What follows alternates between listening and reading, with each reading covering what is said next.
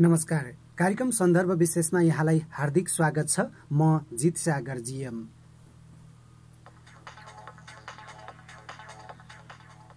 जनजनको आवाज, मनमनको आवाज, गणतान्त्रिक नेपालको समावेशी आवाज। रेडियो हाम्रो पहुँच 89 मेगाहर्ज र इन्टरनेटमा हाम्रो पहुँच .org.np मार्फत प्रत्यक्ष संसारभर एकैसाथ सुन्न सकिने कार्यक्रम सन्दर्भ विशेषमा आज पनि हामी एकजना अतिथिसँग आइपुगेका छौँ। हाम्रो प्रसारण लुम्बिनी प्रदेश र कर्णाली प्रदेश आसपासका जिल्लामा 89 मेगाहर्ज र इन्टरनेटमा हाम्रो पहुँच .org.np मार्फत प्रत्यक्ष संसारभर सुन्न सक्नुहुन्छ। र कार्यक्रम सन्दर्भ विशेषमा आजको यो बसाइमा पनि एकजना अतिथिसँग आइपुगेका छौँ। आज हामीले विशुद्ध राजनीतिक क्षेत्रलाई विषयवस्तु बनाएका छौँ। पछिल्लो राजनीतिक अवस्था र विद्यार्थी आन्दोलनको विषयमा आज हामीले कुराकानी गर्नेछौँ। यस विषयमा कुराकानी गर्नका लागि अनिराज सोबिउ क्रान्तिकारीका अध्यक्ष, केन्द्रीय अध्यक्ष हुनुहुन्छ हरिकृष्ण गजुरेल। उहाँसँग हामीले विशुद्ध विद्यार्थी राजनीति र विद्यार्थी शिक्षा क्षेत्रमा देखिएका विभिन्न विकृति, विसङ्गति र अहिलेको राजनीतिक अवस्थाको विषयमा छलफल र बहस गर्नेछौँ। आजको यो बहसमा यहाँलाई स्वागत छ सर। धन्यवाद। यहाँ र रेडियो हाम्रो पहुँच 89 मेगाहर्जलाई हाम्रो संगठन अखिल क्रान्तिकारीको तर्फबाट धेरै धेरै धन्यवाद। दाङको बसाई कस्तो हुँदैछ? हिजो आइपुग्यो, अब कार्यक्रम सम्पन्न गरियो, अरू ठिक छ, बसाई राम्रो छ। के को सिलसिला चाहिँ अहिले चाहिँ यहाँहरू यो अभियानमा हुनुहुन्छ? के यहाँहरूको कार्यक्रम चाहिँ के हो?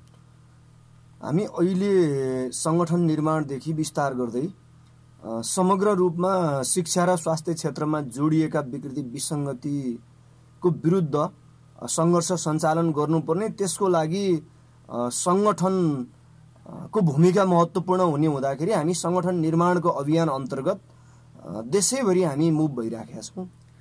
दाङमा यहाँ आउनुभएको छ, यसपछिका कार्यक्रम अन्य ठाउँमा कहाँ छ? त्यसपछि अब यसपछि क्रमशः अब यहाँबाट नेपालगञ्ज हुँदै सुर्खेत र सुदूरपश्चिमसम्म पनि पुग्छौँ र देशैभरि हामी सङ्गठन विस्तारको अभियान भएको हुँदाखेरि हामी मुभ हुन्छौँ। यो विद्यार्थीको जुन एकता, विद्यार्थीको समर्थन चाहिँ कतिको पाउनु भएको छ तपाईँहरू यो अभियानमा लाग्दै गर्दाखेरि? अहिलेको परिस्थितिदेखि चाहिँ विद्यार्थीहरू वाक्क भएका देखिन्छन् र त्यसो हुँदाखेरि विद्यार्थी जहिले पनि एउटा युवा, सचेत र शिक्षित तबका भएको हुँदाखेरि ऊ जहिले पनि आमूल परिवर्तनको पक्षपाती नै हुन्छ र त्यसले गर्दाखेरि ऊ शिक्षा र स्वास्थ्य क्षेत्रको जिम्मा राज्यले लिनुपर्छ भन्ने सन्दर्भमा ऊ जहिले पनि ऊ गम्भीरै हुन्छ र त्यसले गर्दाखेरि विद्यार्थी परिवर्तनको पक्षपाती शक्ति हो र युवा पङ्क्ति हो। त्यसले गर्दाखेरि ऊ जहिले पनि परिवर्तनको पक्षमै हुन्छ र परिवर्तनकै निम्ति आफूले खेल्न सक्ने र आफूले गर्न सक्ने भूमिका निर्वाह गर्न तयार हुन्छ र विद्यार्थी जहिले पनि एक स्टेप अगाडि नै हुन्छन्। हजुर, शिक्षा क्षेत्रमा यहाँहरूले जुन एउटा शिक्षा क्षेत्रमा देखिएका विकृतिहरूको भण्डाफोर गर्दै र त्यसलाई सुधारको तरिकामा सुधार गर्नका लागि यहाँहरू जुन अभियानमा लाग्नु भएको छ, शिक्षा क्षेत्रमा देखिएका विकृतिहरू के हुन्? अब अहिले खास गरी सबैभन्दा डरलाग्दो चाहिँ शिक्षा र स्वास्थ्य क्षेत्र भनेर चाहिँ माफियाहरूको कब्जामा पुग्यो। हजुर, दलालहरूको कब्जामा पुग्यो र चाहिँ जोसँग पैसा छ, जोसँग पहुँच छ र जसले चाहिँ त्यहाँ लुट्न सक्छ, उनीहरूको जब कब्जामा पुगिसके पछाडि अब त्यहाँ विद्रोहको विकल्प अर्को हुँदै हुँदैन र त्यसो भएको हुँदाखेरि हाम्रो लडाइँ के हो त भने सबैले आफूले चाहेको शिक्षा निर्वाध रूपमा उसले अध्ययन गर्न पाउनुपर्छ र राज्य जनताप्रति जवाबदेही हुनुपर्छ र चाहिँ सबैले आफूले अध्ययन गर्न चाहेको विषय उसले अध्ययन गर्न पाउने वातावरण राज्यले सिर्जना गर्नुपर्छ भन्ने नै ध्येयका साथ हामीले लामो समयसम्म हामीले आन्दोलन गर्यौँ, सङ्घर्ष गर्यौँ।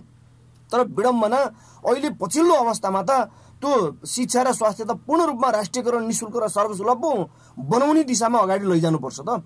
तर राज्य त यस्तो नौटङ्की चाहिँ गतिविधि गर्छ भन्ने बेलामा संविधानमा समाजवाद उन्मुख भनेर भन्छ, तर व्यवहारमा चाहिँ माफियाहरूको कब्जामा पुर्याउने काम गर्छ र त्यसले गर्दाखेरि चाहिँ अब हामीले सङ्घर्ष नगरिकन हुन्न, किनकि शिक्षा र स्वास्थ्य भनेको यो एउटा नैसर्गिक अधिकार हो र चाहिँ यो चाहिँ जनताले उसले चाहेको विषय अध्ययन गर्न पाउने जनताका छोराछोरीहरूले त्यो उसको अधिकार हो। र त्यसै गरी स्वास्थ्य भनेको चाहिँ सबैले आफूले बिरामी हुँदाखेरि उसले उपचार गर्न पाउनु पर्यो नि, राज्यले त्यसको जिम्मा लिनु पर्यो नि। तर राज्य जवाबदेही छैन हो। हामी यही चाहन्छौँ कि राज्यलाई जवाबदेही बनाउनु पर्छ, राज्यले जिम्मा लिनुपर्छ र राज्य जनताप्रति जवाबदेही हुने त्यो परिस्थिति निर्माण गर्नुपर्छ र त्यसको सशक्त ढङ्गले नेतृत्वदायी भूमिका निर्वाह गर्न अखिल क्रान्तिकारी तयार छ र हामी तयार छौँ र हामी गर्छौँ भनेर हामी लागिराखेका छौँ र हामी गर्छौँ पनि। र निश्चित रूपमा अहिले चाहिँ हामी अब यो मुलुकमा शिक्षा र स्वास्थ्यको जिम्मा, जसरी अहिले कम्युनिस्ट मुलुक नभएका देशहरूमा त शिक्षा र स्वास्थ्यको जिम्मा राज्यले लिइराखेको छ र यत्रो झन्डै 2/3 सरकार बनेको थियो। अहिले आफ्नै कारणले यो पार्टीमा जुन खालको एउटा विग्रह पैदा भयो सरकारको चाहिँ नेतृत्व गरेको पार्टीमा, त्यसले गर्दा त्यो उहाँहरूकै कारणले भएको हो। किनभने उहाँहरू जनताप्रति जवाबदेही हुनु भएन। कुरामा एउटा गर्ने तर व्यवहारमा अर्को गर्ने र व्यवहारमा जनतालाई ढाँट्ने भन्दा अरू केही पनि काम भएन। त्यसले गर्दा हामी के भन्छौँ भने अब तिमीहरूको दिन धेरै दिन छैन, तिमीहरूको आयु धेरै दिन छैन। त्यसकारण अखिल क्रान्तिकारी नेपाल कम्युनिस्ट पार्टी क्रान्तिकारी माओवादी निकटको अखिल क्रान्तिकारी अब घन हान्छ ती दलाल र माफियाहरूको टाउकोमा र ती शैक्षिक दलाल र माफिया चाहिँ जसले मचाइराखेका छन्, जसले लुटिराखेका छन्, अब उनीहरूको विरुद्ध प्रहार नगरी त हुन्न, यो व्यवस्थाको विरुद्ध प्रहार नगरी त हुन्न र अहिलेको जो प्रतिक्रियावादी राज्य व्यवस्थालाई ध्वंस नगरी त हुन्न। र त्यसो भएको कारणले गर्दाखेरि हामी त्यसको ज्वरोमा हामी जाँदैछौँ र हामी एउटा निकास हामी दिन्छौँ र केही समय चाहिँ पश्चात एउटा नयाँ ढङ्गको परिणाम आउँछ र हामी त्यो एउटा नयाँ परिणाम दिन हामी एकदम चाहिँ हामी तयार छौँ, हामी प्रतिबद्ध छौँ र हामी दृढताका साथ अगाडि बढिरहेका छौँ र हाम्रो एउटै उद्देश्य शिक्षा र स्वास्थ्य पूर्ण रूपमा राष्ट्रियकरण निःशुल्क र सर्वसुलभ हुनुपर्छ र त्यो गराउनुपर्छ भनेर हामी दृढताका साथ हामी निरन्तर अगाडि बढिरहेका छौँ। यी कुराहरू तपाईँले भनेका कुराहरू विगतदेखि नै निरन्तर रूपमा चल्दै आएका कुरा हुन्।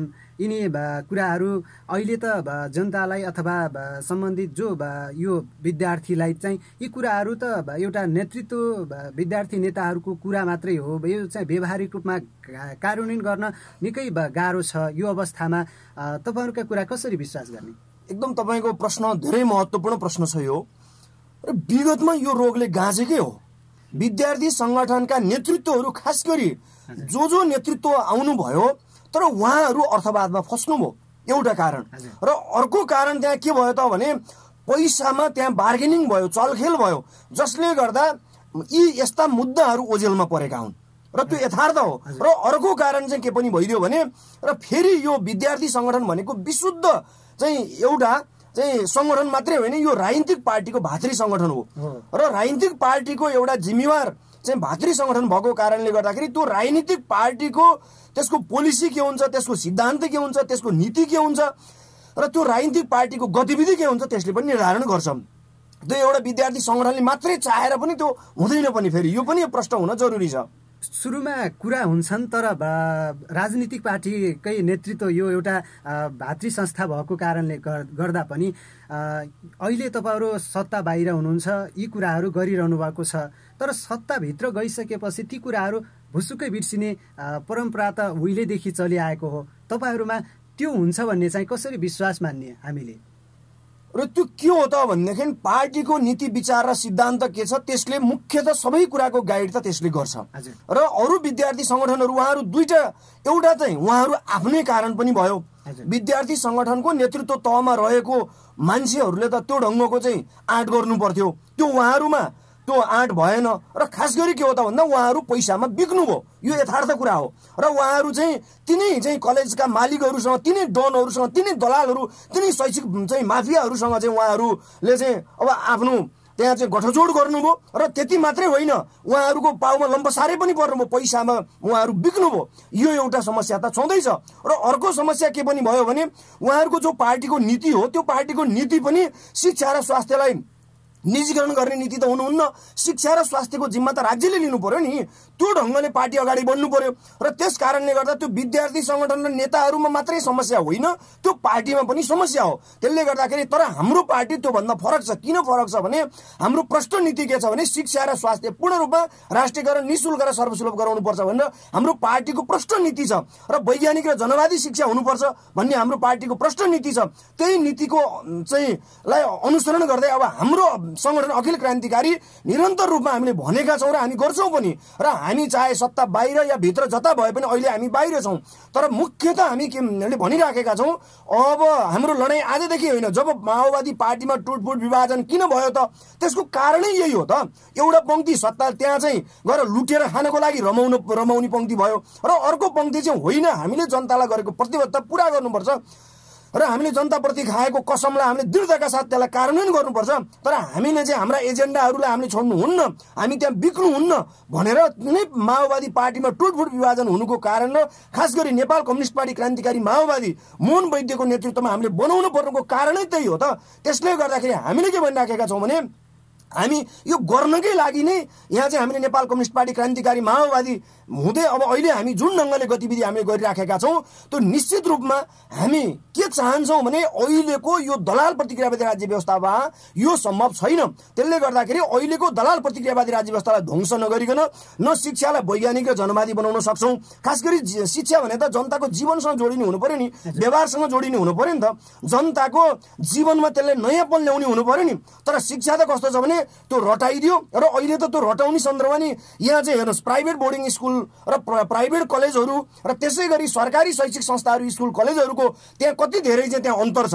त्यसो हुँदाखेरि अहिले तपाईँको चाहिँ कसैको क्षमताको आधारमा उसले पढ्न पाइरहेको छैन, पैसा र पहुँचको आधारमा भन्दा बाहेक उसले पढ्न पाउँदैन। हेर्नुहोस् चाहिँ त्यो उसले म यो बन्छु भनेर जब उसले आफूले चाहेर उसले त्यो बन्ने स्थिति छैन। त्यो किन भयो त? यो राज्यको कारणले भएको होइन।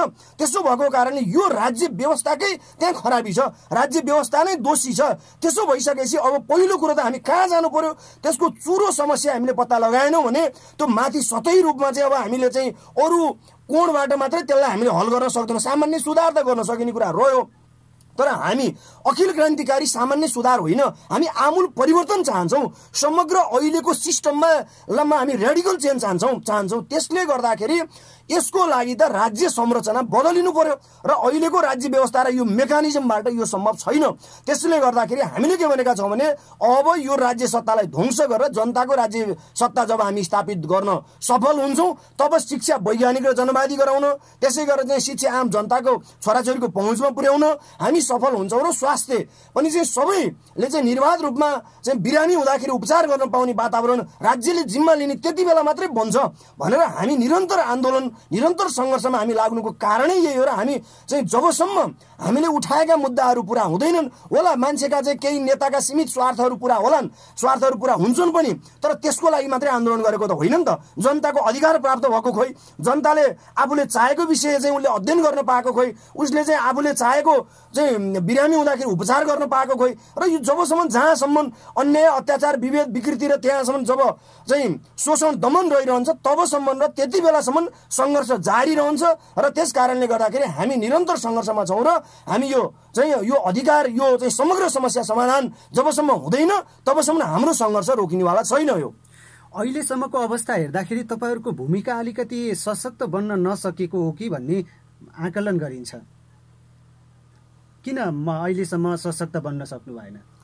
अब धेरै चाहिँ अब कारणहरू हुन्छन् र एउटा त जब तत्कालीन नेकपा एमाले र माओवादी केन्द्र बीचको पार्टी एकता भयो र उहाँहरूको पार्टी एकता के को निम्ति भएको थियो? यो मुलुकको विकास समृद्धि र आमूल परिवर्तनको निम्ति भएको थिएन, त्यो केवल लुटेर खानको लागि भएको थियो, त्यो स्वार्थ पुरा गर्नको लागि भएको थियो, स्रोत र साधनलाई कब्जा गर्नको लागि भएको थियो। र त्यसो हुँदाखेरि अब मान्छेलाई एउटा भ्रम के पर्यो भने सबै कम्युनिस्टहरू चाहिँ मिले र अब कम्युनिस्टहरू कोही पनि बाहिर छैन भन्ने जो भ्रम चाहिँ थियो र कम्युनिस्टको खोल ओढेका नक्कली कम्युनिस्टहरूले चाहिँ बाहिर एउटा ढङ्गले उनीहरूले भ्रम चाहिँ छरेका थिए। तर जनताले सबै जनता इमान्दार छन्, जनता इमान्दार थिए, जनताले त हो न हो कम्युनिस्टहरू मिलेका को हो कि भन्ने जनतालाई लाग्ने कुरो त स्वाभाविक हो, तर यथार्थ त्यस्तो थिएन। र त्यसले गर्दा अहिले पछिल्लो स्थितिमा सबै चिज चाहिँ यथार्थ भयो। यो किन चाहिँ नेकपाभित्र यो खालको स्थिति पैदा भयो त भन्दा त्यहाँ लुटेर खानको निम्ति, त्यहाँ चाहिँ स्रोत कब्जा गर्नको निम्ति, आफ्नो स्वार्थ पुरा गर्नको निम्ति चाहिँ एक अर्को चाहिँ त्यहाँ बाधक बन्न पुग्यो। र त्यो कारणले त्यहाँ उनीहरूको चाहिँ त्यो हिसाब किताब नमिलेको कारणले गर्दाखेरि नेकपाको यो दुर्गति भएको। र त्यसले गर्दाखेरि अब हाम्रो सन्दर्भमा कहाँनिर भने हामीले भनेका पनि त्यो वास्तविक चाहिँ कम्युनिस्ट क्रान्तिकारी भनेको हामी हो र चाहिँ हामी नै त्यसका समाजका सच्चा पहरेदार हौ, त्यो भोलि समयले पुष्टि गर्छ भन्ने जो हामीले भन्दै आइराखेका थियौँ र अहिलेको व्यवस्थाबाट यो मुलुकको विकास समृद्धि निकास सम्भव छैन भन्ने जो हामीले भनेका थियौँ त्यो त आज आएर पुष्टि भयो। हामीले हिजो उठाएको मुद्दा पुष्टि भयो र अहिले सबै क्रान्तिकारी कम्युनिस्टहरू अब गोलबन्द हुँदैछन्, एकताबद्ध हुँदैछन् र सबैलाई हामीले गोलबन्द गर्दै नेपालमा नयाँ ढङ्गले कम्युनिस्ट आन्दोलनलाई एउटा उचाइमा पुर्याउने जो हाम्रो दायित्व हो, जुन हाम्रो अहिलेको कार्यभार पनि हो, त्यसो हुँदाखेरि हामी यसलाई एउटा दृढताका साथ एउटा हाइटमा हामीले यसलाई उठाउँछौँ, एउटा उचाइमा हामी पुर्याउँछौँ। र अहिले यो राज्य सत्ता त मकिसकेको छ। यो राज्यको अहिलेको व्यवस्था, अहिलेको सत्ता, अहिलेको सरकारले जनतालाई चाहिँ डेलिभरी दिन सक्छ यो त सम्भव छैन। यो मुलुकको विकास समृद्धि गर्न सक्छ यो त सम्भव छैन। गर्ने हुँदाखेरि झन्नै 2/3 सरकारले 3 वर्षमा के हेर्यो? आज चाहिँ मान्छेहरू भन्ने गर्छन् चाहिँ एउटाले अर्कोलाई आरोप लगाउँछ, अर्कोले अर्कोलाई आरोप लगाउँछ। त्योभन्दा बाहेक जनताको काम कसले गर्छन्? यहाँ केवल एउटा उनीहरूको त्यो स्वार्थ भनेको लुटेर खानको निम्ति, अब सत्तामा टिक्नको लागि। र एउटाले सत्ता पाएको छ, अर्कोले पाएको छैन, फेरि अर्कोलाई पनि सत्ता चाहिएर न हो यहाँ यो खालको चाहिँ परिस्थिति बनेको हो। त्यसले गर्दाखेरि अब गर्ने हामीले हो त्यो पुष्टि भएको छ। हेर्नुहोस्, अब यो त जहिले पनि हुन्छ। कहिलेकाहीँ के हुन्छ त भन्दाखेरि आगोको बिउ त सानो हुन्छ नि, त्यसो सानो आगोको बिउले संसार डढाइदिन्छ। हेर्नुहोस् है, त्यसले गर्दाखेरि डाइनामाइट त सानो हुन्छ नि, त्यत्रो पहाडलाई पड्काइदिन्छ, त्यसो भन्दा ध्वंस गरिदिन्छ। त्यसो भएको कारणले हामी यस्तो जात यस्तो शक्ति हौँ, तर हामी यो सब यो दलाल प्रतिक्रियावादी राज्य व्यवस्थालाई हामी चाहिँ ध्वंस गरिदिन्छौँ र जनताको अधिकार स्थापित गर्ने सन्दर्भमा अब त्यसको सशक्त नेतृत्वदायी भूमिका निर्वाह गर्ने सन्दर्भमा समग्र रूपमा नेपाल कम्युनिस्ट पार्टी क्रान्तिकारी माओवादी र शिक्षा र स्वास्थ्य क्षेत्रसँग जोडिएका ती सबै तमाम विकृति विसङ्गतिको अन्त्यको निम्ति अखिल क्रान्तिकारीले गर्छ, त्यसको सशक्त नेतृत्वदायी भूमिका निर्वाह गर्छ। र म सबैलाई चाहिँ अब अपिल पनि गर्छु, अब निर्णायक र अब मुख्य शक्ति भनेको यो हाम्रै शक्ति हो, क्रान्तिकारी माओवादी पार्टी र अखिल क्रान्तिकारी नै। अरू यी सब भ्रम हुने। हेर्नुहोस् है, कहिलेकाहीँ के हुन्छ त भन्दा मरेको मुर्दा त ठुलै हुन्छ नि। मान्छे त सानो बच्चामा जन्मिँदा, तर मरेको मान्छे ठुलै हुन्छ।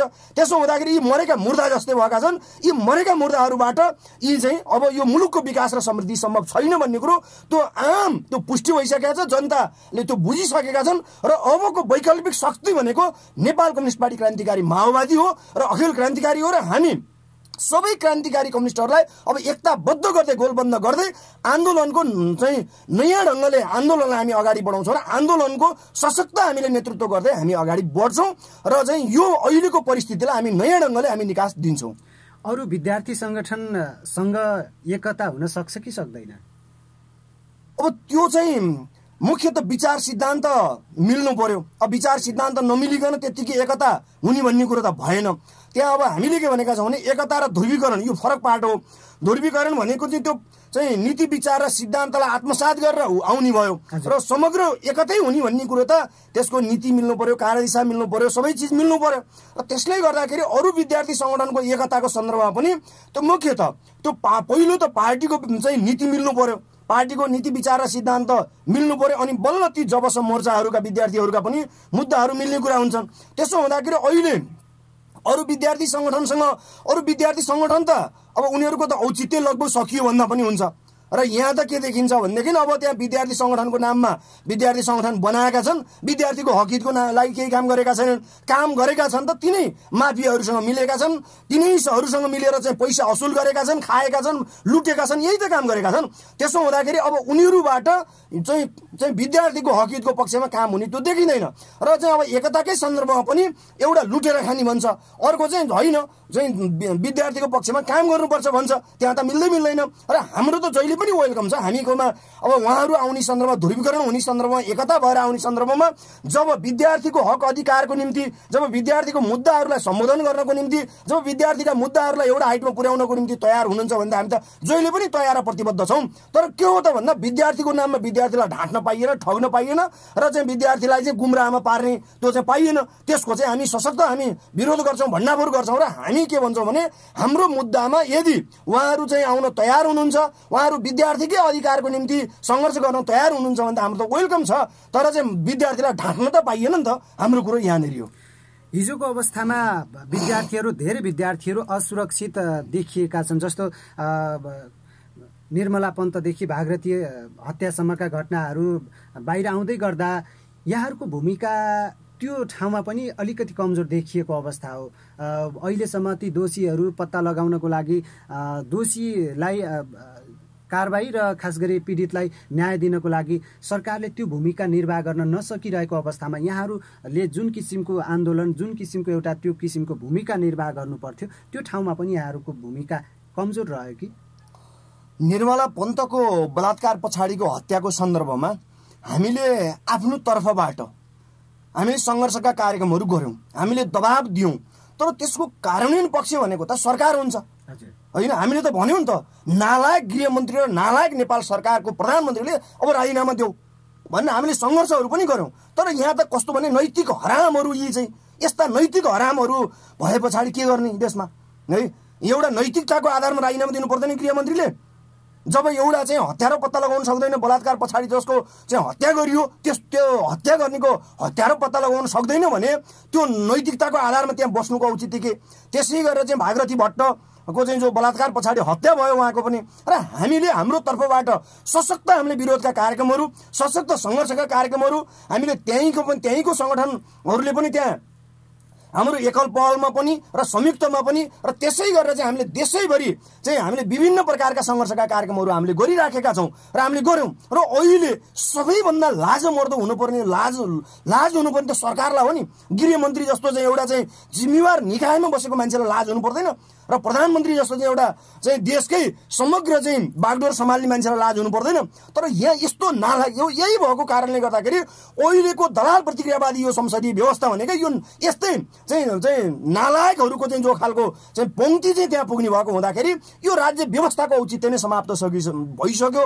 त्यस कारणले गर्दाखेरि यो व्यवस्था चाहिँ ध्वंस गर्नुको अर्को विकल्पै छैन भन्नुको कारण यो पनि हो। र यिनीहरूलाई त एउटै मात्रै कुरो के छ भने कसरी लुट्न पाइन्छ, कसरी आफ्नो स्वार्थ पुरा हुन्छ, कसरी स्रोत र साधन कब्जा गर्न पाइन्छ, यति भन्दा अरू जनताको जीवधनको सुरक्षाको कुरा र जनताको अधिकारको कुरा, समग्र चाहिँ चेलीबेटीहरूको चाहिँ संरक्षणको कुरा र चाहिँ यी यस्ता खालका चाहिँ घटनाहरूबाट त उनीहरूले चाहिँ जिम्मा लिनुपर्छ पर्दैन त। तर यो जिम्मा लिने उनीहरूको त्यो आँट भइराखेका छन्। त्यसो भएको कारणले जनताले हेर्नुहोस् यस्तोसँग खेच्छन्, आफ्नो चियान खनिसकेका छन् यिनीहरूले चाहिँ। हेर्नुहोस् अब धेरै दिन बाँकी छैन, दिन गनेर बसे हुन्छ र हामी त्यसको नेतृत्व गर्छन्। यस्ता यी दलालहरू, यी फटाहरू, यी तस्कर र भ्रष्टहरूका नाइकीहरूलाई अब हामी खेच्छौँ। आवश्यक पर्यो भने हेर्नुहोस् सशक्त सङ्घर्षबाट यी चाहिँ यिनको पत्ता साफ गरिदिन्छौँ र तपाईँले देख्नुहुनेछ अब जनता जब आन्दोलित हुन्छन्, जनताको जब सङ्घर्ष आन्दोलन जब एउटा हाइटमा पुग्छ त्यसपछि चाहिँ यस्ता दलाल र यस्ता भ्रष्ट तस्करहरू यिनीहरूको स्वत यिनीहरू खरानी हुन्छन्, भस्म हुन्छन्।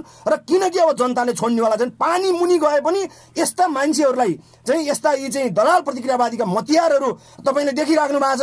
अब अहिले म एउटा कुरा भन्न चाहन्छु, अब कस्तो लाजमर्दो छ। अब प्रधानमन्त्री गृहमन्त्रीको त्यो छ र त्यसै गरेर चाहिँ नेपालका स्रोतहरू विदेशीहरूलाई कौडीको भावमा दिन्छन्। यति मात्रै होइन, एउटा कम्पनीलाई दिन्छ, तपाईँ यति कम्पनी यति समूहलाई चाहिँ भयो यदि जम्मै जमिनहरू चाहिँ उसलाई चाहिँ दिन्छ। हेर्नुहोस् 100 वर्षको लागि लिजमा 100 वर्षको लागि लिजमा दिएपछि के हुन्छ तपाईँको चाहिँ। त्यसै गरेर चाहिँ उहाँ चाहिँ सञ्चार मन्त्री भएको मान्छे गोकुल बास्कोटा जस्तो मान्छे टेप प्रकरणमा पर्छन्। यसै गरेर चाहिँ अब यहाँका अब अहिले जति पनि चाहिँ देखिराखेका छन् यो वा ऊ बहाना र यो वा ऊ प्रकरण भन्दा अरू केही पनि छैन। त्यसले गर्दाखेरि यो के को खराबी त भन्दा अहिलेको व्यवस्थाको खराबी हो। त्यसो भएको कारणले यो व्यवस्था ध्वंस नगरिकन त हुन्न। यो व्यवस्था जब हामी ध्वंस गरेर चाहिँ जनताको व्यवस्था हामी स्थापित गर्न सफल हुन्छौँ तब यी समस्याहरू चाहिँ स्वतः चाहिँ एउटा ढङ्गले नयाँ सेटमा चिज अगाडि बढ्छ। तर यो बढ्दैन, यो असफल भयो भनेको त पुष्टि भयो। झन्नै 2/3 सरकार यो हकीकतमा रुवाबासी चाहिँ हकीकतमा जुन ढङ्गले पुग्यो यसले के पुष्टि गर्छ त भन्दा नेपालमा संसदीय व्यवस्थाको अब औचित्य सकियो। नेपालमा अब सङ्घीय गणतन्त्र स्थापनाको विकल्प छैन र सङ्घीय जनगणतन्त्र हुँदै वैज्ञानिक समाजवादसम्म जानुपर्छ भन्ने कुरो अब त्यो टड्कारो आवश्यकता भएको छ। त्यसकारण समग्र राष्ट्रियता, जनजीविका, जनतन्त्र लगायत समग्र विषयवस्तुलाई मध्यनजर गर्दाखेरि र अहिले अब यिनीहरूको स्वतः यी सबै संसदवादी पार्टीहरूको अब औचित्य सकिसकेको छ। त्यसकारण अब त्यसको निकास दिने, त्यसको चाहिँ अब विकल्पको रूपमा स्थापित भएर अगाडि बढ्ने र विकल्प दिने भनेको हामी नै हो। हामी त्यसको विकल्प दिन हामी तयार छौँ। सबै क्रान्तिकारीहरू बाहिर भित्र रहेका सबै क्रान्तिकारीहरूलाई एकताबद्ध र गोलबद्ध गर्दै अब त्यसको निकास हामी दिन्छौँ। र चाहिँ अब शिक्षा र स्वास्थ्य क्षेत्रको पनि सबै ती शैक्षिक माफिया दलाल भ्रष्टहरूलाई आवश्यक पर्यो भने सडकमा ल्याएर अब चाहिँ बजारेर कारवाही गर्न पनि त्यसको नेतृत्व पनि अखिल क्रान्तिकारीले गर्छ। किनकि हामी कारवाही गर्न तयार छौँ। सरकारले कारवाही गरोस्, हामी सरकारलाई अपिल गर्छौँ। यदि यस्ता नालायक र नपुंसक सरकारहरूले चाहिँ केही गर्न सक्दैन भने अखिल क्रान्तिकारीले गर्छ र त्यसकारण समग्र देशव्यापी रूपमा आन्दोलनको आँधीबेरी सृष्टि गर्छ र शैक्षिक माफिया र दलालहरूलाई त्यहीबाट सडकमा ल्याएर ती चाहिँ विद्यार्थीहरूले अभिभावकहरूले कारबाही गर्छन्। त्यसको नेतृत्व हामी गर्न तयार छौँ र हामी गर्छौँ, घिसारेर ल्याएर भने हामी कारबाही गर्छौँ। तपाईहरूले भनेको एउटा कुरा छ वैज्ञानिक जनवादी शिक्षा, यो भनेको के हो? यो चाहिँ के हो भने अब वैज्ञानिक र जनवादी भनेको खास गरी शिक्षा युग सुहाउँदो हुनु पर्यो र जीवन व्यवहारसँग जोडिने शिक्षा हुनु पर्यो। नेपालको माटो, नेपालको हावापानी, नेपालको विशेषता, नेपालको समग्र चिजलाई मध्यनजर गर्दा यहाँको चाहिँ परिस्थिति अनुसार म्याच खाने खालको शिक्षा नीति हुनु पर्यो र चाहिँ जीवन व्यवहारमा चाहिँ जब नजोडिने शिक्षाले कसरी मान्छेको जीवन बदल्न सक्छ त? यो त सम्भव त छैन। त्यसो भएको हुँदाखेरि हामीले के भन्यौँ भने अहिलेको दुनियाँमा नेपाललाई नयाँ ढङ्गले अगाडि बढाउनको निम्ति नेपालको समग्र विशेषतामा आधारित शिक्षा नीति हुनु पर्यो र त्यसको इनिसिएसन चाहिँ अब राज्यले लिनु पर्यो र चाहिँ अब चाहिँ जीवन व्यवहारलाई नै एउटा नयाँ ढङ्गले चाहिँ उठाउनको निम्ति चाहिँ अब हामीले त्यो खालको शिक्षा नीति बनाउन जरुरी छ, ताकि अब घोकन्ते शिक्षा र चाहिँ मान्छेलाई जबरजस्त चाहिँ त्यो रटान गर्यो र चाहिँ 1 वर्षमा चाहिँ त्यो चाहिँ अब 3 घण्टा इक्जाम दिएर चाहिँ अब सबै चिजको निर्धारण हुने, यसले त चिज ठिक ठाउँमा त पुर्याउँदैन। त्यसो भएको हुँदाखेरि तर पास गरेर आउँछ, आइसके पछाडि उसँग कुनै चाहिँ क्षमतै हुन्न र त्यसले गर्दाखेरि चाहिँ जब उसलाई के हुनु पर्यो भने शिक्षा ग्रहण गरिसके पछाडि ऊ आफू कुनै एउटा सेक्टरमा ऊ क्यापेबल हुनु पर्यो र चाहिँ उसको जीवनमा र व्यवहारमा चाहिँ त्यो शिक्षालाई जोड्न सक्ने खालको हुनु पर्यो भनेर हामीले भनिराखेका छौँ। तर यो कार्यान्वयनमा त निकै चुनौती देखिन्छ। हरेक नेपालको हरेक अवस्थालाई, राजनीतिक, भौगोलिक, सांस्कृतिक हरेक अवस्थालाई हेर्दाखेरि यसको कार्यान्वयनमा अलिकति छिट्टै कार्यान्वयन गर्न सक्छौँ भन्ने चाहिँ अलिकति जटिल अवस्था देखिन्छ नि। यो जब हामीले अहिले हेर्दाखेरि यो देखिए तापनि जब समग्र रूपमा यहाँको राज्यको मेकानिजम जब हामी बदल्न सफल हुन्छौँ र तब स्वतः यो चिज आउँछ। अब हामीले त्यहाँ शिक्षा नीति, परराष्ट्र नीति, त्यस पछाडि लिएर गएर उद्योग नीति, समग्र नीति त त्यो राज्यको चाहिँ मेकानिजममा भर पर्ने कुरा हो नि त। त्यो त एउटा मात्रै एउटा इन्स्टिट्युसनले गरेर हल हुने कुरो त हुन्न, एउटा सङ्गठनले गरेर हल हुने कुरो त भएन। त्यसले गर्दाखेरि जब राज्यको पोलिसी नै हामीले त्यो बनाइसकेपछि त्यो स्वतः हल गर्छौँ। त्यही भएको कारणले गर्दाखेरि हामीले के भन्यौँ भने एउटा विद्यार्थी सङ्गठनले मात्रै यो समस्या हल गर्ने विषय त हुन्न र यो भनेको त राज्यसँग गएर जोडिन्छ। त्यसले गर्दा अहिले जहिले पनि अहिलेको राज्य व्यवस्था नै यसको बाधक छ। यो राज्य व्यवस्थालाई ध्वंस गरेर जब जनताको राज्य व्यवस्था स्थापना हामी गर्न सफल हुन्छौँ, त्यसपछि समग्र शिक्षा नीति, स्वास्थ्य नीति, उद्योग नीति, विदेश नीति, सबै नीतिहरू हामीले के गर्न सक्छौँ भने त्यसलाई नयाँ ढङ्गले गर्न सक्छौँ र त्यसलाई हामीले कार्यान्वयन गर्न सक्छौँ र त्यहाँ कोही समस्या छैन। समस्या छ त नेपालमा, यहाँ अरू होइन। समस्या भनेको यो चाहिँ दिल दिमागमै समस्या छ क्या, मान्छेको चेतनामा समस्या छ। यहाँ त के हो भने जब उनीहरूलाई चाहिँ कस्तो पर्छ चाहिँ खास गरी चाहिँ यो चाहिँ शासकहरूलाई कस्तो पर्छ भने अब यहाँ जनताहरू चाहिँ अगाडि आइदिएर त्यो ढङ्गले उ गरिदियो भने त हामी सिद्धिन्छौँ भन्ने पर्छ। हेर्नुहोस् उनीहरूको स्वार्थले त्यहाँ घर गरिराखेको छ। हो त्यसो हुँदाखेरि यो असम्भव भन्ने त छँदै छैन। हेर्नुहोस् चाहिँ यो असम्भव छ, यो हुँदैन भन्ने त छैन। अहिले त्यो माग भइसक्यो, समयको माग भइसक्यो, वा परिस्थिति कति अगाडि गइसक्यो। तर ती नेताहरू र खास गरी शासकहरूको दिमागमा चाहिँ त्यो पुरानो त्यो कुहिएको मानसिकता भन्दा ऊ माथि उठ्न सकेको छैन। यही हो, मानसिकताकै समस्या हो। त्यसले गर्दाखेरि त अब त्यही कारणले गर्दाखेरि यो अहिलेको व्यवस्थाका यी मतियारहरूलाई अब यिनीहरूलाई चाहिँ यहाँबाट चाहिँ घोक्रे ठ्याक लगाएर ननिकालिकन हुँदैन र जनताको व्यवस्था स्थापित नगरिकन हुँदैन भन्ने मुख्य कारणै यही हो त। र उनीहरू त्यो चाहँदैनन् त। उनीहरू जनतालाई अधिकार दिन पनि चाहँदैनन्। उनीहरू यहाँ शिक्षा र स्वास्थ्यलाई राष्ट्रियकरण निःशुल्क गराउन पनि चाहन्छ। यतिको हुने हो भनेदेखि त उनीहरूको लुटको स्वर्ग त भत्किहाल्छ त। उनीहरू त्यही लुटको स्वर्ग मचाइराख्न चाहन्छन्, त्यहीँ बाँच्न चाहन्छन्, त्यहीँ रमाउन चाहन्छन् भने यस्ता दलाल र माफियाहरूका नाइकीहरू चाहिँ जनतालाई अधिकार दिन, जनतालाई शिक्षा र स्वास्थ्यको चाहिँ ग्यारेन्टी र सुनिश्चित गराउने सन्दर्भमा यिनीहरू लाग्छ। यिनीहरू त के हो भने त्यही नाममा जनतालाई लुट्न पल्केकाहरू लुट्न चाहन्छन्। हो त्यही भएर हामीले यिनीहरूलाई अब घोक्रे ठ्याक ल्याएर सडकमा ल्याएर बजार्न पर्ने दिन आउँदैछ। अब यिनीहरू यही ढङ्गले अगाडि चाहिँ बढ्छन् भने आफ्नो च्यान त खनिसकेका छन् र जनताले सडकमा ल्याएर बजार्छन् र त्यहीँबाट यिनीहरू चाहिँ त्यही धुलो पिठो पार्छन् र यिनीहरूको चाहिँ इतिहासमा सबैभन्दा कलङ्कित भएर यिनीहरू रहनेछन्। त्यो छिट्टै आउँदैछ। यदि यिनीहरूलाई त्यो चेतना हुँदैन र त्यो ढङ्गले यिनीहरूले बुझ्दैनन् भने अब जतिसुकै गरे नि कोही कसैले रोक्न सक्नेवाला छैन। यो पनि म प्रश्न पार्न चाहन्छु। अब अन्त्यमा अहिलेको सङ्घीय व्यवस्था यहाँहरूलाई कतिको मन परेको छ, कतिको चाहिँ फलिफाप भएको छ जस्तो लागेको छ? अब खास गरी सङ्घीय व्यवस्था भनेको केन्द्रीकृत अधिकारलाई विकेन्द्रित गर्ने कुरा हो र केन्द्रीकृत अधिकारलाई विकेन्द्रित गर्ने कुरो नराम्रो कुरो त भन्छ, जनतालाई अधिकार दिने कुरो कहाँ नराम्रो कुरा छ र? तर के भइरहेको छ यहाँ त भने जनतालाई अधिकार दिने नाममा जनतालाई ठग्ने काम भएको छ, जनतालाई शोषण गर्ने काम भएको छ र संहिताकोलाई कुरूप बनाउने काम भएको छ नि त।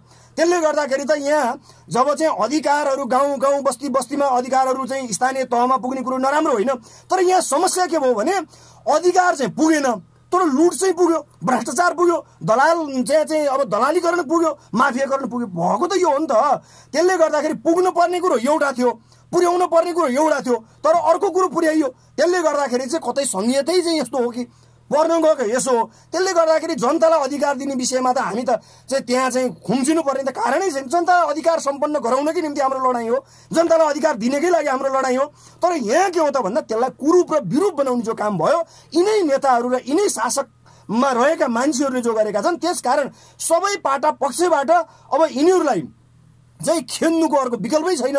यिनीहरूलाई अब चाहिँ त्यहाँबाट चाहिँ घोके ठ्याक लगाएर चाहिँ त्यहाँबाट चाहिँ बाहिर चाहिँ गलत त्याउनुको अर्को विकल्पै छैन भन्नुको तात्पर्य नै यो सबै कुरा विरूप बनाए। हेर्नुहोस् न, शिक्षा, स्वास्थ्य, विदेश नीति, अब राष्ट्रियताको काहीँ नभएको जात्रा हेर्नुहोस् चाहिँ अब राष्ट्रियताको चाहिँ अहिलेसम्म पनि पाठ्य पुस्तकमा चाहिँ लिम्पियादुरा लिपुलेख र कालापानी समावेश भएको पाठ्यक्रम चाहिँ बनाउँदैन यिनीहरू।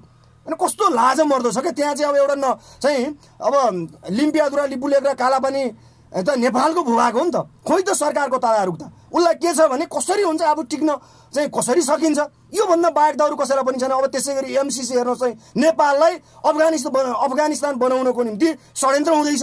चाहिँ एमसिसी नेपालमा लागू गर्ने के को निम्ति त लागू गर्ने त भन्दा नेपाललाई अफगानिस्तान बनाउने, सिरिया बनाउने जुन खालको खेल हुँदैछ र चाहिँ यस्ता खालका चाहिँ यी दलालका यी चाहिँ मतियारहरूले मुलुक बनाउँछन्, यिनीहरूले त सबै चिजलाई कुरूप बनाउने हो।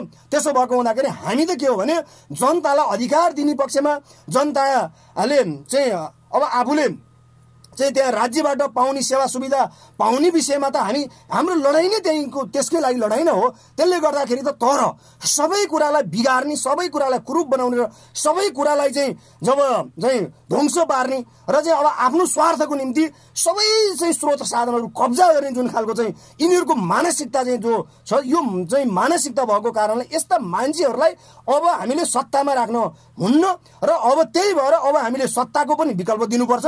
अहिलेको दलाल प्रतिक्रियावादी राज्य व्यवस्थालाई पनि ध्वंस गर्नुपर्छ। संघीय जनगणतन्त्र हुँदै वैज्ञानिक समाजवादसम्म हामी अगाडि बढ्ने दिशामा जानुपर्छ र त्यसो हुँदाखेरि सत्ताको पनि र व्यवस्थाको पनि विकल्प।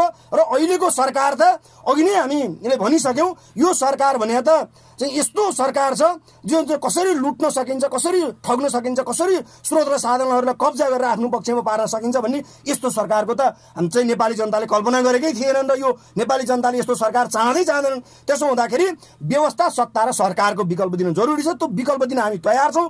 जब हामी नयाँ ढङ्गले विकल्प दिन हामी सक्षम हुन्छौँ त्यसको लागि चाहिँ अब हामी सबैलाई गोलबन्द गर्न जरुरी छ र सबैलाई हामीले केन्द्रीकरण गर्न जरुरी छ र सबैलाई केन्द्रीकरण गर्दै सङ्घर्षलाई एउटा हाइटमा, एउटा उचाइमा हामी पुर्याउँछौँ र दलाल प्रतिक्रियावादी राज्य व्यवस्थालाई हामी ध्वंस गर्छौँ। यो मकिएको राज्य व्यवस्थाको अब औचित्य अर्थ समाप्त भइसकेको छ र जनताको राज्य व्यवस्था हामी स्थापित गर्छौँ र नेपाललाई नयाँ ढङ्गले विश्वमै एउटा नेपाललाई नमुनाको मुलुकको रूपमा हामी रूपान्तरण गर्न हामी सफल हुन्छौँ र हामीले गर्नुपर्ने पनि छ र हामी गर्छौँ। र यसलाई चाहिँ दुनियाँमा नेपाल यस्तो मुलुकको रूपमा हामी रूपान्तरण गर्न चाहन्छौँ कि नेपालमा चाहिँ एकचोटि हेर्न जान पर्छ भन्ने मानसिकता, विदेशीहरूको मानसिकतामा नि हामीले त्यो सिर्जना गराउन सक्नुपर्छ। यत्रो स्रोत छ, साधन छ, प्राकृतिक रूपमा यति सुन्दर मुलुक, आज तपाईँ हामी कुरूपताको मुलुक जिउन पर्ने।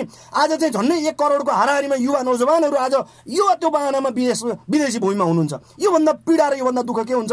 र नेपालको स्रोत र साधनलाई यहाँ अधिकतम उपयोग गर्न नसक्ने र नेपालका युवा नौजवानहरूलाई यही स्वदेशमै चाहिँ रोजगारको व्यवस्था गर्न नसक्ने र यही भएका चाहिँ तमाम कुरालाई चाहिँ हामीले उपयोग गर्न सकेनौँ भने नेपाल कसरी सुन्दर हुन्छ, कसरी समुन्नत बन्छ, विकास कसरी सम्भव छ? कुरो सुखी नेपाल र चाहिँ समृद्ध नेपालको कुरा गर्ने, तर काममा चाहिँ के भने नेपाललाई बेच्ने, नेपाललाई दलालीहरूलाई को उसमा सुम्पिदिने र चाहिँ कौडीको भाउमा विदेशीहरूलाई सुम्पेर अनि नेपाल चाहिँ समृद्ध हुन्छ, नेपाली जनता सुखी हुन्छन्, यो सम्भव छैन। त्यसो भएको कारणले गर्दाखेरि यस्ता जनतालाई ढाँट्ने नारा, जनतालाई चाहिँ यो वा त्यो बहानामा गुमराहमा राख्ने यस्ता कुरा नगर। त्यसकारण अब नेपाल कम्युनिस्ट पार्टी क्रान्तिकारी माओवादीले तिनीहरू जस्तालाई चाहिँ अब सडकमा ल्याएर अब आवश्यक पर्यो भने कारबाहीको नेतृत्व गर्न तयार छ र हामीले अघि नै पनि मैले भनिसकेको छु। त्यसकारण हामी नयाँ विकल्प दिन तयार छौँ, नयाँ विकल्प दिन्छौँ। यो मुलुकमा सङ्घीय जनगणतन्त्र स्थापना गर्दै वैज्ञानिक समाजवादसम्म पुग्ने जो महान चाहिँ उद्देश्य छ, त्यो उद्देश्यलाई दृढताका साथ पुरा गर्नको लागि हामी तयार छौँ। जबसम्म त्यो स्थिति आउँदैन तबसम्म शिक्षा र स्वास्थ्य पूर्ण रूपमा राष्ट्रियकरण निःशुल्क र सर्वसुलभ पनि हुँदैन, वैज्ञानिक र जनवादी शिक्षा स्थापित पनि सम्भव छैन। त्यसो भएको हुँदाखेरि यी एक आपसमा चाहिँ सम्बन्धित पनि कुरा छन् र यसले गर्दाखेरि हामी समग्र समस्यालाई हामी समाधान गर्दै यो मुलुकलाई नयाँ मुलुकको रूपमा नयाँ चाहिँ एउटा निकास दिँदै साँच्चै विश्वको नमुनाको मुलुकको रूपमा हामी रूपान्तरण गर्न सफल हुन्छौँ र हामी त्यो गर्न चाहन्छौँ। त्यसको लागि म आम आदरणीय सबै विद्यार्थी अभिभावक लगायत सबैलाई म चाहिँ अब नेपाल कम्युनिस्ट पार्टी क्रान्तिकारी माओवादी र चाहिँ समग्र विद्यार्थी साथीहरूलाई अघिल्लो क्रान्तिकारीमा आबद्ध हुन पनि म अपिल गर्छु। निकै महत्त्वपूर्ण समयका लागि यहाँलाई धेरै धेरै धन्यवाद। धन्यवाद। अब रेडियो हाम्रो पहुँच को परिवार लगायत सबैलाई धन्यवाद दिँदै जसरी हाम्रो कुरालाई सुनिराख्नु भएको छ र सबै आदरणीय विद्यार्थी आदरणीय अभिभावकहरू विद्यार्थी साथीहरू त्यसै गरेर सबै आदरणीय दाजुभाइ तथा दिदीबहिनीहरूलाई पनि म हाम्रो सङ्गठन अखिल क्रान्तिकारीको तर्फबाट म धेरै धेरै धन्यवाद भन्न चाहन्छु र चाहिँ सबैलाई विशेष त हाम्रो जो अभियान छ त्यो अभियानमा तपाईँहरूको साथ सहयोग र भूमिकाको पनि हामी अपेक्षा राख्छौँ र तपाईँहरूको सधैँ चाहिँ साथ हामी चाहन्छौँ भन्दै र सबैलाई म धेरै धेरै धन्यवाद भन्न चाहन्छु। उहाँ हुनुहुन्थ्यो अनिराश्रव्य क्रान्तिकारीका केन्द्रीय अध्यक्ष हरिकृष्ण गजुरेल। उहाँसँग हामीले खास गरी विद्यार्थीको आन्दोलन, शिक्षा क्षेत्रमा देखिएका विकृति र विसङ्गति, यसको समाधानका उपाय के हुन सक्छन् यो विषयमा आज हामीले छलफल गर्यौं। कार्यक्रम सुन्दै जाँदा तपाईलाई कस्तो लागेको छ, कृपया जस्तो लाग्छ त्यस्तै सल्लाह सुझाव र प्रतिक्रिया दिनुहोला। 082 521 519 को लाइनमा तपाईले सल्लाह सुझाव र प्रतिक्रिया दिन सक्नुहुन्छ। त्यसैगरी हामीलाई सामाजिक सञ्जाल फेसबुक मार्फत पछ्याउनु भएको छ, फेसबुकमा हुनुहुन्छ जोडिनु भएको छ भने त्यहाँ कमेन्ट पनि तपाईले दिन सक्नुहुन्छ। आजको कार्यक्रम सुनेर साथ दिनुभयो तपाईलाई धेरै धेरै धन्यवाद र यतिन्जेलसम्म प्रविधिमा रहेर साथ दिने प्राविधिक मित्र प्रेम विवश घरतीलाई पनि विशेष विशेष धन्यवाद बोल्दै आजका अतिथि अनिराश्रव्य क्रान्तिकारीका केन्द्रीय अध्यक्ष हरिकृष्ण गजुरेललाई पनि विशेष धन्यवाद बोल्दै म जित सागर जीएम अर्को अङ्कसम्मका लागि छुट्टिन्छु। तपाईको बाँकी पल शुभ रहोस्। नमस्कार।